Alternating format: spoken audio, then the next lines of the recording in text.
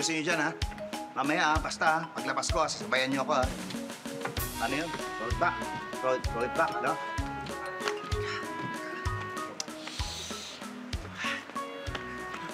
Uy! Anak, pambihira kang nangyari. Ba't ngayon ka lang? Papa, Oh! sana magagalit, ha? Oh, bakit? Pero ayoko na kumandidato. Gusto ko na umatras. Ayaw mo na... Ano ka ba naman, anak? Last minute, aatras ka. Nagkasundo na tayo dito. Napag-usapan na natin to, di ba? Ikaw ang papalit sa mama mo na maging konsehal. Kasi magme-mayor siya, kapalit ko. Tapos ako naman, ako ang tatakbong congressman. Ano ka ba? Linaw-linaw ng plano. Naku pa, yun na nga eh. Binabas na tayo ng mga tao dahil nagpapalit-palit lang tayo ng pwesto. Political dynasty na tayo, nakakahiya. Wag kang mahihiya. Maraming gumagawa niyan. May iba nga, halos buong angkan, nakaupo na sa kongreso. Kaya pagka nagkakaroon ng session, nagiging family reunion. Kaya huwag kang mahiya. Okay lang yun, marami tayong ganyan. Pero di ba sabi sa 1987 Constitution Article 2 Section 26 Oh. na dapat ang lahat ng tao merong equal access sa public service. Oh. Eh, bawal yung mga political dynasty na yan. At saka, ika nga nila, give chance to others. Give chance to others? Others talaga? Nasa posisyon na tayo, papamigay pa natin sa iba, hindi pwede yan. Marami nga dyan, ilang dekada nang nasa pwesto, ayaw bumitaw. Kung kumapit parang tuko. Kaya pag tumatagal, yung tuko, nagiging buhaya. Yun ang nangyari. Sige, Papa.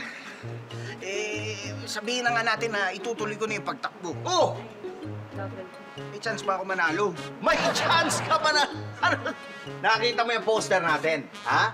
Ha? Nakita mo yung mga poster natin. Sure win na tayo, ha? Ikaw nga, hindi mo na kailangan sumama sa poster. Kami na ng mama mo. Kami na magdadala sa'yo. Kahit wala ka dyan, mananalo tayo. Ano? Paano nga ako pag nanalo ako? Wala naman ako alam sa politika.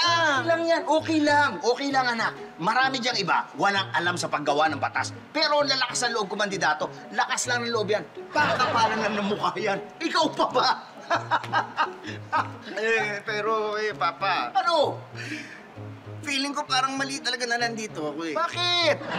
Parang mas gusto ko na lang mag-business. Business! Ito nga ang business, family business natin to. Yun ang isipin mo, family business. Ang laki kaya ng puhunan natin dito. Kasama na dyan yung mga ginagastos natin sa mga giveaway, yung mga rubber shoes, yung sabon, yung backpack, lahat yung may mga nakalagay na mukha natin.